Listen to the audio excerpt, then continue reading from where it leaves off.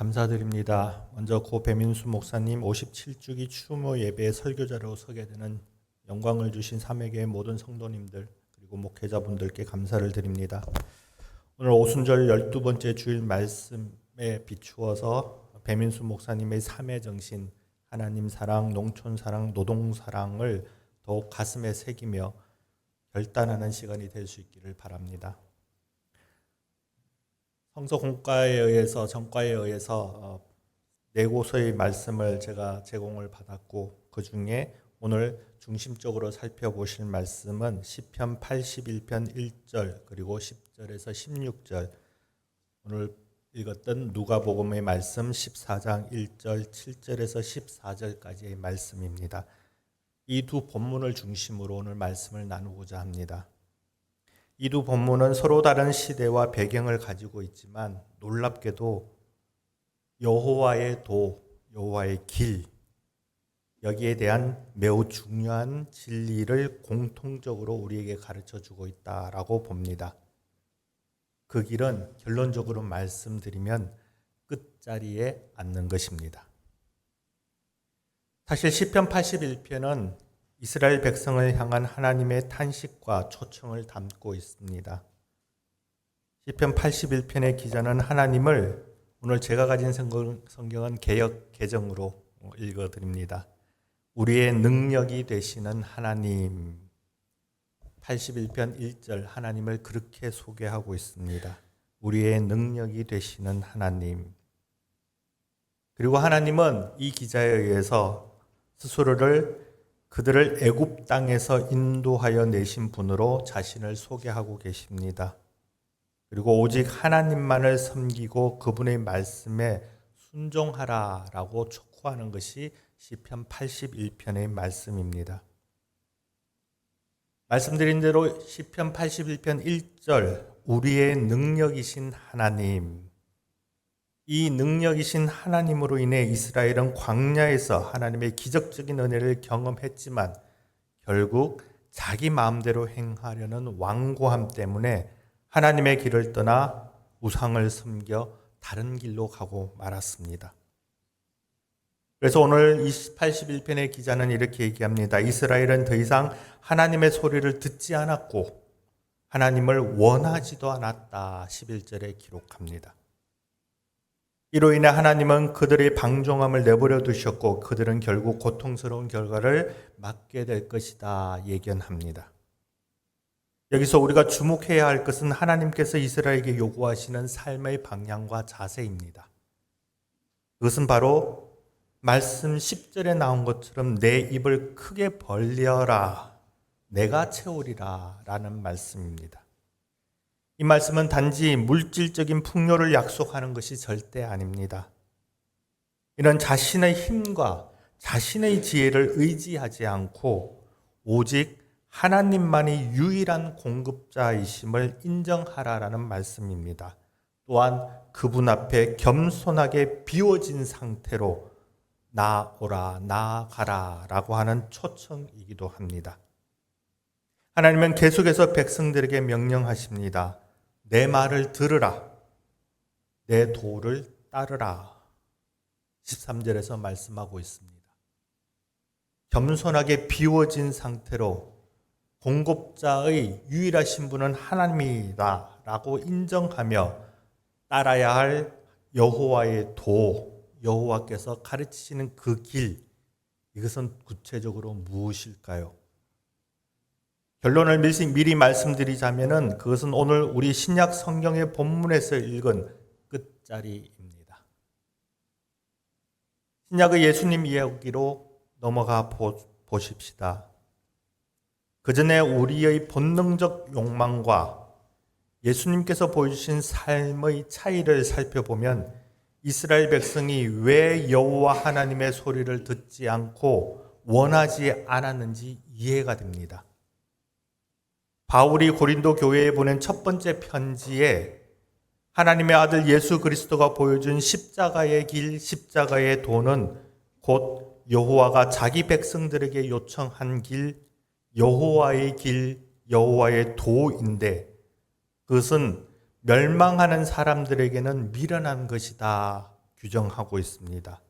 그러나 반대로 구원을 받는 우리에게는 하나님의 능력이 된다. 분명하게 얘기해 주십니다. 멸망하는 자들, 당대의 유대인과 이방인들의 눈에는 그리스도를 따르는 길, 여호와가 명령한 그 길을 가는 것은 미련한 것이다. 그렇게 얘기해 주고 있다라는 것이지요. 이걸 오늘날 말로 한번 풀어보고자 합니다. 리차드 도킨스가 쓴 이기적 유전자, 이어 최정균 박사가 쓴 유전자 지배사회라고 하는 책에서 우리가 확인할 수 있듯이 인간은 생물학적으로 이기적 존재라는 것입니다. 생존과 번식을 위해 타자에 대한 차별과 혐오, 착취와 폭력을 유발하여 그렇게 함으로써 자기가 생존하는 자기 생존을 위한 이기적 존재가 생물학적으로 인간이라는 것입니다. 결국 자기 생존을 위해 타자를 파괴해야 하는 이기적 존재가 인간의 내면적으로 새겨져 있는 생물학적 특징이다. 이렇게 얘기합니다. 그러므로 스스로가 잘 되고 내가 살기 위해서 남이 어떻든 상관하지 않게 되는 것이 어쩌면 우리가 가지고 있는 가장 기본적인 본능적 욕구일 것입니다. 그래서 우리의 삶의 목표는 늘 잘 되고 잘 살고 잘 먹고 이것이 삶의 목표가 되는 것입니다. 근데 예수는 어땠습니까? 예수의 삶의 목적, 목표, 최종은 무엇이었습니까? 바로 십자가의 죽음이었습니다. 그리고 예수는 이 십자가의 죽음이 자신의 삶의 마지막이라는 사실을 스스로 인지하고 있었습니다. 그리고 그 죽음의 의미는 내가 죽음으로 뭇 백성들을 구원한다라는 이타적 존재 이유인 것 또한 인지하고 계셨습니다. 이 측면에서 예수님의 탄생과 삶을 조금 더 구체적으로 우리는 상상력을 동원해서 살펴보고 싶습니다. 첫 번째, 어머니 마리아의 희생과 헌신이 없었더라면 동정녀 탄생이라는 것은 사실상 있을 수가 없는 것이었습니다. 지금도 설명해 내지 못하는 진리가 예수가 성령으로 탄생했다라는 점입니다. 이걸 어떻게 과학적으로 설명해 낼 수 있을까요? 특히 당대에 남편과 다른 장소에서 남자를 알지 못한다라고까지 고백하는 예수의 어머니 마리아가 임신하여 배가 불러오는 현상을 바라본 다른 시선들은 없었을까요? 철저하게 편견이 작동되었을 것입니다. 너는 남자를 알지 못하는데 어떻게 임신했느냐? 너의 남편 요셉과 서로 별거하는데 어떻게 임신했느냐 물었을 수 있을 것입니다. 그래서 마리아는 가브리엘에게 대답합니다. 나는 남자를 알지 못하니 어찌 이 일이 있으리까? 두렵다라는 말입니다. 사회적 편견이 너는 가늠한 여인이야, 부정한 여인이라 라고 인식되고 판단될 수 있다라는 사실을 예수의 어머니 마리아는 스스로 알고 있었다라는 것입니다. 그럼에도 불구하고 예수의 어머니 마리아는 얘기합니다. 주의 여종이니 말씀대로 내게 이루어지이다. 이 사건을 당대의 요한복음 기록과 견주어 본다면 요한복음 8장에 가늠한 여인은 어떻게 하라고 적혀 있습니까? 돌로 쳐 죽이라 얘기했습니다. 그 사건을 막은 사건이 예수의 이야기입니다. 당대의 관례는 가늠한 여인은 돌로 쳐 죽이는 법이 통용되었다라는 것이지요. 그러면 마리아의 입장에서 사회적 편견으로 남편을 알지 못하고 남자를 알지 못하는 여인이 배가 불러 잉태했다라는 사실을 미루어 보건대 간음하거나 부정한 여인이 되는 것입니다. 그게 사회적 편견입니다. 그래서 돌로 맞아 죽을 수밖에 없었던 상황이 놓인다 할지라도 마리아는 고백합니다. 주의 여종이니 말씀대로 내게 이루어지이다. 이 어머니의 희생과 이 어머니의 목숨을 건 소위 말하는 리스크 테이킹이 없었더라면 예수는 탄생하지 못했을 것입니다. 두 번째, 예수의 탄생을 한번 살펴보십시다. 예수의 탄생 어떤 사건이 전제되어 있습니까? 헤롯은 예수가 탄생한다라는 얘기를 듣고 어떤 명령을 내렸습니까? 2살 이하의 모든 유아를 살해시키는 명령을 내렸습니다. 저는 요즘 이 장면에서 이런 생각을 계속하고 있습니다. 예수는 정말 행복했을까? 예수는 스스로의 자기 삶을 성공한 삶이라고 평가하고 있을까? 말씀드린 대로 예수님이 살았다라고 하는 것은 또래의 목숨값이다라는 것이 전제되어 있습니다. 또래의 핏값으로 생존한 유년기입니다. 예수의 어린 시절이 누가복음에 한 번 기록되어 있습니다. 12세의 회당에서 서기관과 논쟁할 정도로 예수는 굉장히 총명한 아이로 묘사되고 있습니다. 이런 총명한 예수의 유년기에 누군가 그 이웃이 너는 왜 살아있니? 라고 묻지 않았을까요? 또래의 아이를 잃어버린 부모로부터 그런 소리를 한 번도 듣지 않았을까요? 혹은 이 총명한 예수가 서기관과 율법을 가지고 토론할 정도로 총명했던 예수가 왜 내 친구, 내 또래는 없지라는 상상을 한 번도 하지 않았을까요? 이런 생각의 끝에 예수는 어떤 마음이었을까 상상하게 됩니다.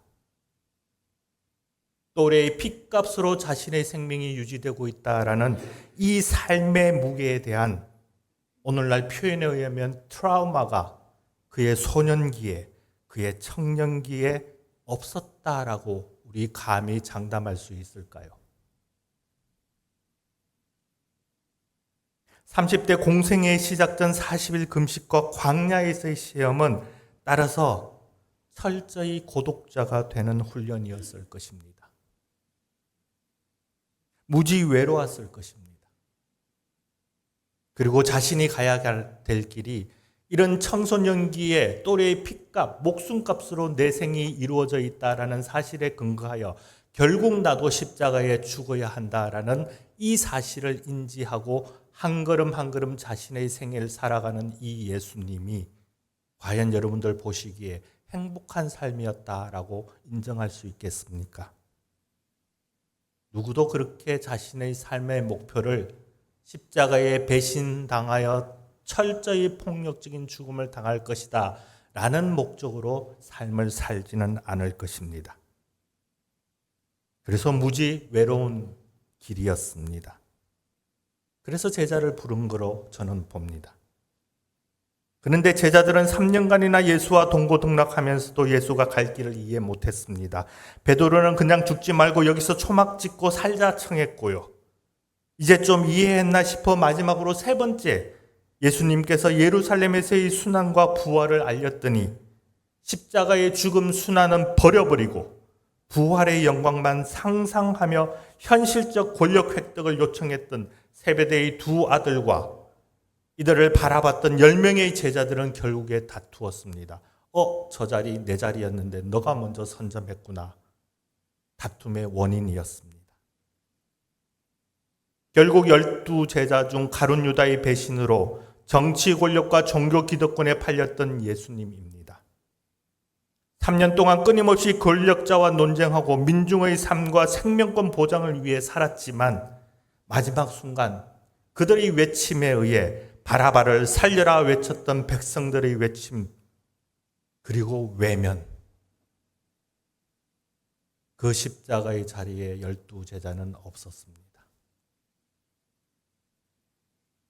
끝내 가시관을 머리에 쓰고 양손과 발에 못이 박히고 옆구리에 창이 찔려 죽임당했습니다.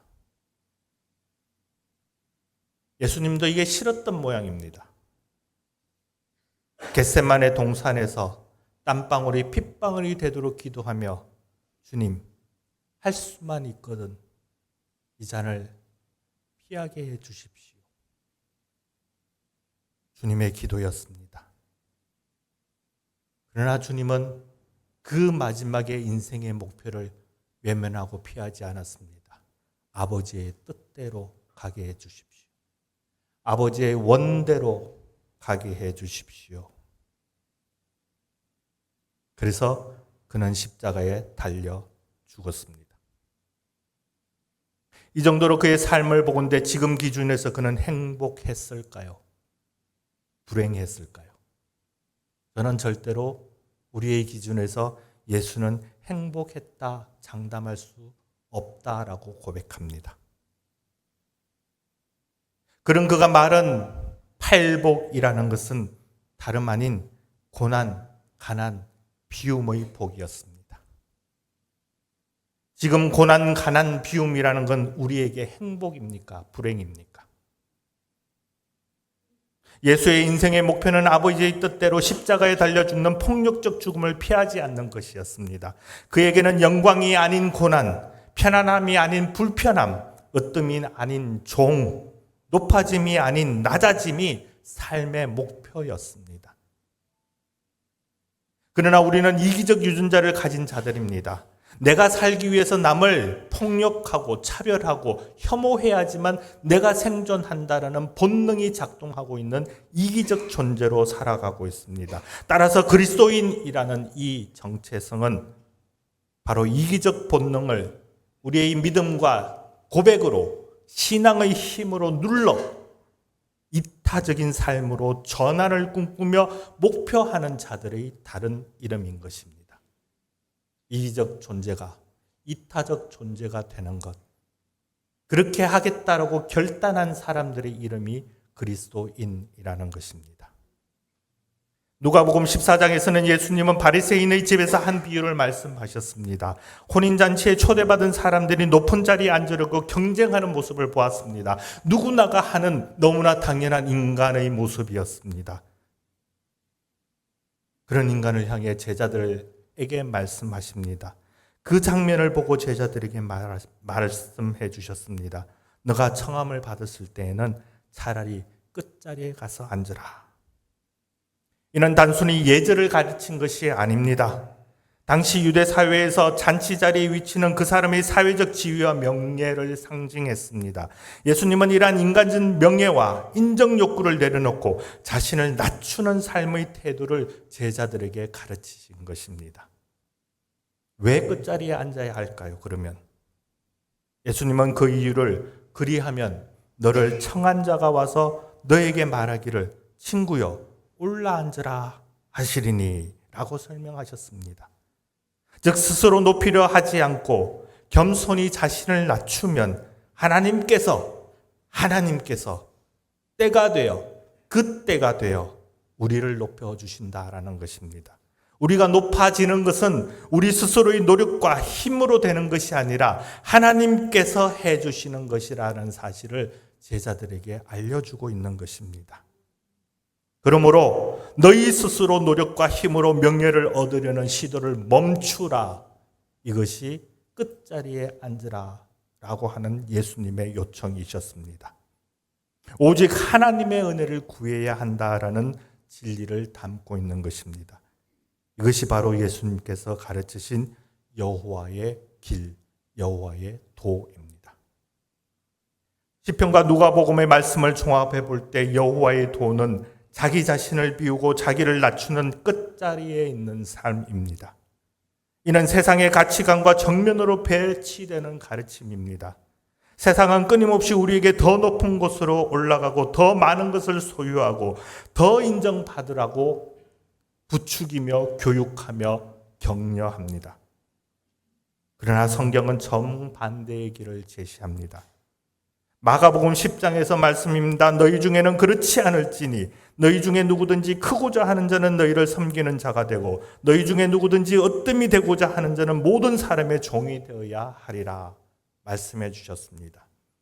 이것의 실천을 마태복음 5장에서 구체적으로 알려주셨습니다. 물론 악을 선으로 고발하는 장면이긴 하지만요. 내 오른편 뺨을 치거든 왼편도 돌려대며 고발하여 속옷을 가지고자 하는 자에게 겉옷까지 가지게 하며 억지로 오리를 가게 하거든 그 사람과 심리를 동행하고 너희 원수를 사랑하며 너희를 박해하는 자를 위해 기도하라. 이게 성경의 가르침입니다. 우리 학교의 가르침은요. 한 대 맞으면 어떻게 가르칩니까? 맞지 말라, 때리지 말라라고 가르칩니까? 그럴 겁니다. 그러나 근본적으로 학교에서는 억울하게 한 대 맞았으면 가만히 있으면 바보가 되는 세상이다 말해줄 겁니다. 그러므로 억울하게 한 대 맞았으면 어떻게 하랍니까? 한 대 때려야죠. 그걸 무엇으로 가르치느냐? 공정평등으로 가르칩니다. 한 대 맞았는데 2대, 3대, 10대를 때려주면 어떤 사람이 됩니까? 능력자가 됩니다. 우린 그걸 성공으로 불러 가르치고 있습니다. 그러나 성경은 어떻습니까? 한 대 맞고 더 맞으라. 너가 한 대 더 맞음으로 한 대 더 때린 그 행위가 악이다 고발하라. 이렇게 가르치고 있습니다. 내 입을 크게 벌리라 라는 오늘 시편의 말씀은 우리의 자만심과 교만함을 내려놓고 오직 하나님만을 의지하라 라는 요청이십니다. 끝자리에 앉으라 라는 말씀은 세상의 명예와 성공을 추구하는 대신 겸손하게 섬기며 스스로를 낮추라는 명령이십니다.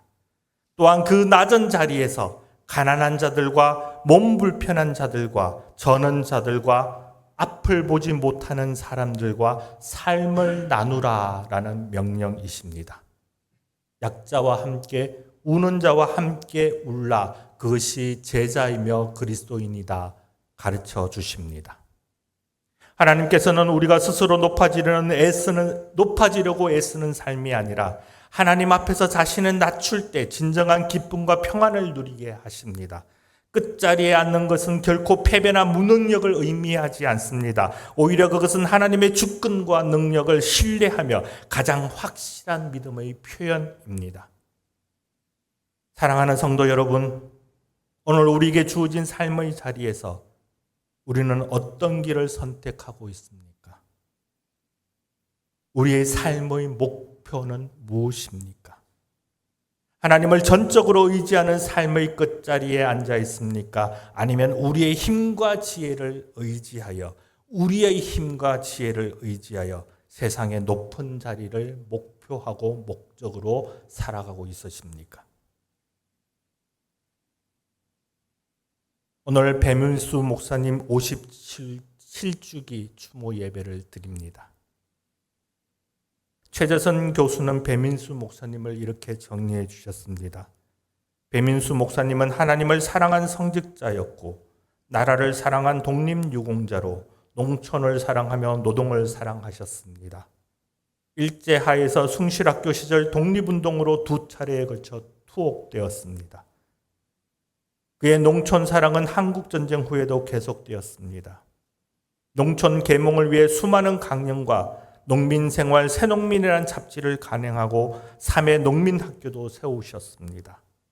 그래서 3회 사상가가 되었습니다. 그의 삶은 한마디로 부귀와 영예의 권력 추구, 곧 높은 자리가 아니라 끝자리에 앉음으로 하나님의 사랑을 실현해내는 실천가였다 평가하십니다. 아침 이슬을 지은 김민기가 자신의 삶을 뒷것으로 정의했습니다. 오늘 여기 모인 우리가 배민수 목사님 57번째 추모하는 이유는 그가 살아온 삶에 하나님을 사랑하고 농촌을 사랑하고 노동을 사랑하는 그 삶을 가슴에 새기고 실천하고자 결단하기에 이 자리에 있는 것으로 압니다. 이제부터라도 우리 모두 여호와의 도를 따라 기꺼이 끝자리에 앉아 오직 하나님만을 의지하며 살아갈 수 있기를 바랍니다.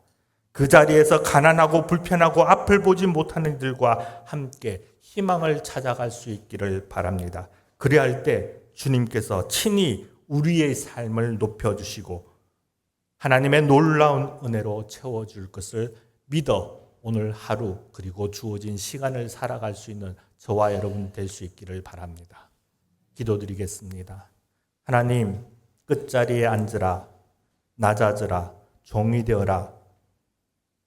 주님께서 명령하신 이 명령들이 높아지고자, 편안해지고자, 올라가고자 하는 우리들의 욕망과 다툴 때에 늘 주님의 법칙이 승리할 수 있도록 도와주시옵소서. 낮아지고 또 낮아져 끝자리에 앉아 그 끝자리에 있는 이웃을 바라보며 함께 웃으며 함께 울어 하나님의 사랑을 함께 실현해 나가는 저희로 삼아 주시옵소서. 용기가 부족하여 주님의 길을 가지 못하는 저희들이 있습니까? 그럼에도 불구하고 주님 끝까지 기다려 주심을 고백하고 아오니 주님, 저희 용기 없음을 용기 내어 함께 걸어갈 수 있는 하나님의 아들, 딸로 일으켜 세워주시옵고 다시 일어선 그 삶의 자리에서 우리의 이웃을 살펴볼 수 있도록 도와주시옵소서. 온전히 우리의 삶을 주님이 명령하신 대로, 주님이 가신 그대로 따라가고 본받기를 원하는 것을 다짐하는 모든 우리의 삶이 될 수 있기를 간절히 원하오며 예수 그리스도의 이름으로 기도드리옵나이다. 아멘.